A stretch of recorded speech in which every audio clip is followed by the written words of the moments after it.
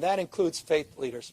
On Monday of this last week, I made a comment that was picked up by many, but perhaps not as many as I had hoped, that we were working with faith community to advance the efforts to begin to put out guidelines, processes, and procedures to keep the public health and safety of congregants and parishioners.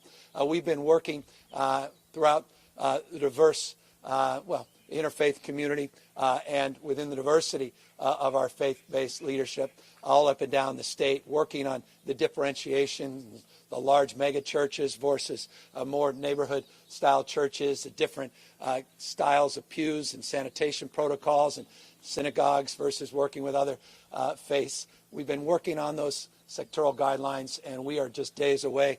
At the latest on Monday, we will put out those guidelines. So I want folks to know that. I've made that abundantly clear in the last week, but not everybody has picked up on it. But it's so important that folks understand that we deeply respect and admire the faith and devotion and the cause that unites millions and millions of Californians, people of faith and community. And at a time of so much anxiety and uncertainty, faith and that devotion to something higher and better and bigger than yourself becomes even more pronounced and more profound and more important.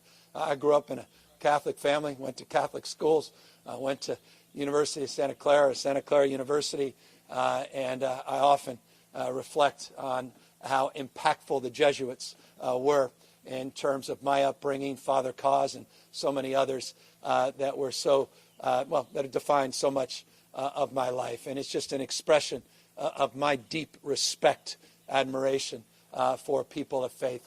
And I want folks to know we are working to move those guidelines forward, and we expect those guidelines to come out on Monday. And by the way, just for full disclosure, we didn't wait for the CDC guidelines. As many of you know, CDC guidelines haven't even been made public in any meaningful way yet. But we do look forward.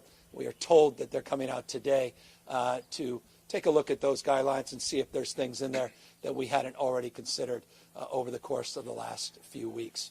One thing we have considered is, as we open up the economy, that the prospect of increased transmissions is self-evident, as people no longer are practicing with the kind of discipline